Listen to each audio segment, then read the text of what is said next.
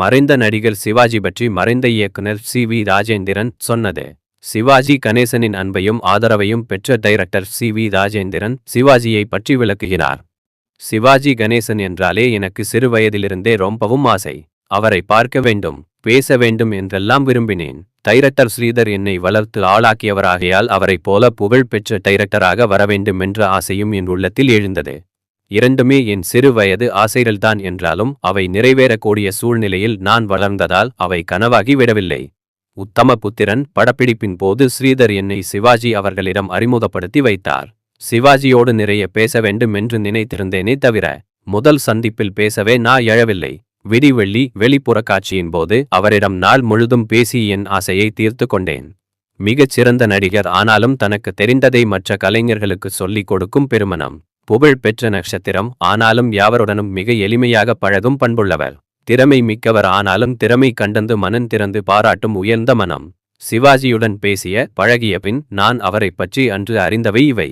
சிவாஜி சம்பந்தப்பட்ட ஒரு கனவு பாடல் காட்சியை நானே படமாக்கினேன். சிவாஜி அவற்றை போட்டு பார்த்திருக்கிறார். நெஞ்சிருக்கும் வரை செட்டில் அவர் என்னை அழைத்து பாராட்டி ஆசி கூறினார். அவரது பாராட்டு என்னை பெரிதும் பூரிக்க செய்தது. இது தொடர வேண்டுமே என்ற பயமும் ஏற்பட்டது. சிவாஜி எப்போதும் பாராட்டுவதுடன் எதையும் விட்டுவிடுவதில்லை. அவர்களுக்கு வாய்ப்பளித்து ஊக்குவிப்பதிலும் முனைந்து விடுவார். கலாட்டா கல்யாணம் படத்தை டைரக்ட் செய்ய என்னை அமர்த்தும்படி யோசனை கூறினார். அந்த படம் வெற்றி பெற்று தொழிலில் எனக்கு பிடிப்பையும் நம்பிக்கையையும் ஏற்படுத்தியது.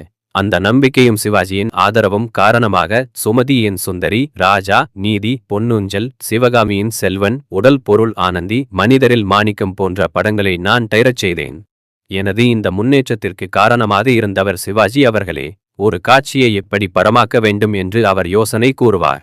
ஒரு டைரக்டர் என்ற முறையில் அது நன்றாக இருக்கும் என்று தோன்றினால் அப்படியே படமாக்குவேன். சரியாக வராது என்று தோன்றினால் அதை அப்படியே ஒதுக்கி விடுவேன். எடுத்த காட்சிகளை போட்டு காண்பிக்கும் போது அவர் சொன்ன முறைப்படி ஏன் எடுக்கவில்லை என்று கேட்க மாட்டார். ஏனென்றால் ஒரு டைரக்டரின் மதிப்பை பற்றி அவருக்கு நன்றாக தெரியும். சின்னவராக இருந்தாலும் சரி, பெரியவராக இருந்தாலும் சரி, என்னை பொறுத்தவரை டைரக்டருக்கு ரெஸ்பெக்ட் கொடுக்க தவறமாட்டேன். ராஜேந்திரன் சின்னவன் தானே, நாம் சொல்வதையெல்லாம் கேட்பான் என்று அலட்சியமாகவும் நினைத்து விடமாட்டேன் என்று அவரே ஒரு நாள் குறிப்பிட்டான். சிவாஜியை பொறுத்தவரை நமக்கு சரியென்று பட்டால் அவர் நடிக்கும் முறை பிடிக்கவில்லை என்றால் அது சரியில்லை என்று கூறலாம்.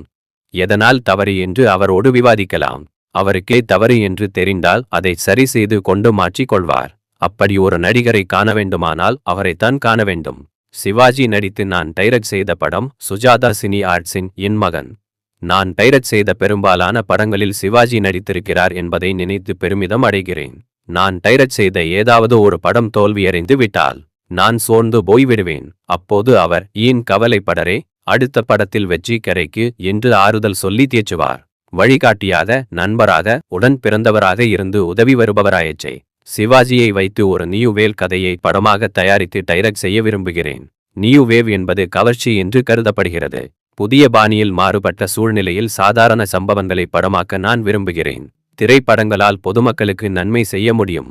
ஒரு பிரச்சனை எழுந்தால் அது உடனடியாக தீர்த்து வைக்கப்பட வேண்டும். பிரச்சனையை கூடியவரை உண்டாக்கி விடக்கூடாது. மற்றவற்றை விட திரைப்படங்களின் மூலம் பிரச்சனைகளை தீர்த்துவிட முடியும். இந்த கருத்தை மையமாக கொண்டு சோதனை செய்யும் முகமாக ஒரு படம் தயாரித்து டைரக்ட் செய்ய விரும்புகிறேன். இந்த படத்தை 5 ஆண்டுகள் கழித்து பார்த்தாலும் எனக்கு பாராட்டு கிடைக்கும் என்று உறுதியாக நம்புகிறேன். சிவாஜி அவர்கள் எனக்கு உறுதுணையாக இருக்கும் போது என் ஆசைகள் நிறைவேற தடை என்ன இருக்க முடியும்? அப்படி ஒரு படம் எடுத்தாரா என்று தெரியவில்லை. நன்றி.